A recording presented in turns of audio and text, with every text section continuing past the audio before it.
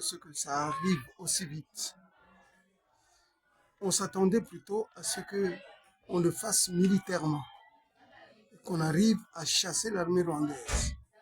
Voilà que on arrive à chasser l'armée rwandaise sans devoir se battre contre elle. On se bat un peu. Les Ouazalendo sont en train d'attaquer quand même l'armée rwandaise, mais le fait que le Rwanda est obligé par les États-Unis à quitter le territoire congolais si vite, eh bien, c'est pas une mauvaise chose, c'est une bonne chose.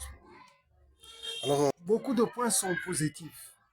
Le fait que l'armée rwandaise doit se retirer, qu'on doit arrêter l'appui à des gens comme Nanga qui se disent le Congolais, etc. Ça, ce sont de bons points. Mais il y a un point qui n'est pas encore tout à fait clair.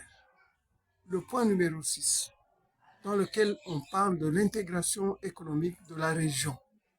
On ne parle pas de l'avancement économique de la RDC, mais de l'intégration économique de la région. Ce qui peut signifier que on va faire des choses telles que le Rwanda va continuer à transformer, à utiliser les minerais qui viendront du Congo. Avant, le Rwanda volait carrément les minerais et tuait des Congolais. Maintenant, ce sont les Congolais qui donnent des minerais aux entreprises américaines qui sont au Rwanda pour la transformation, etc. Et ça, c'est un point qui peut ne pas plaire à tout le monde. En tout cas, pas à moi. Ça ne me plaît pas. Prenons nos minerais nous-mêmes, nous les transformons, nous avons des usines de transformation au Congo et ainsi nous gagnons sur les deux fronts. Et là, on dirait que ça n'est pas encore clairement dit, on dirait que nous allons laisser les Rwandais continuer à utiliser nos minerais pour leur transformation et c'est le Rwanda qui va se faire plus d'argent que nous-mêmes, les propriétaires des minerais. Certainement, en soi, le fait de signer l'accord est une avancée. En soi, c'est une grande avancée. Mais ce qui commence maintenant, c'est la deuxième guerre.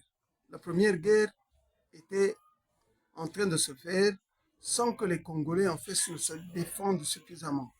La deuxième guerre met le Congo dans une position de force.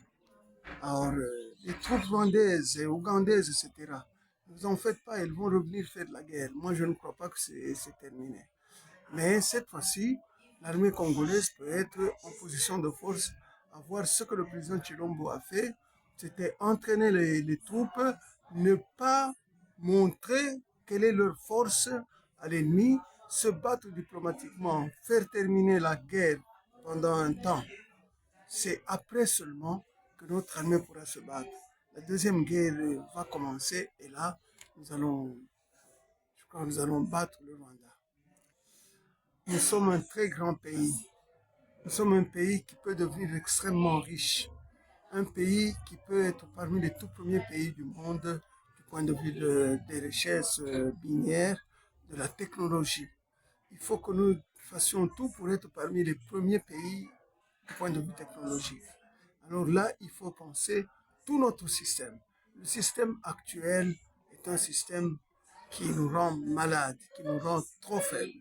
Il faut sortir de ce système que nous avons depuis la colonisation, la vente des esclaves.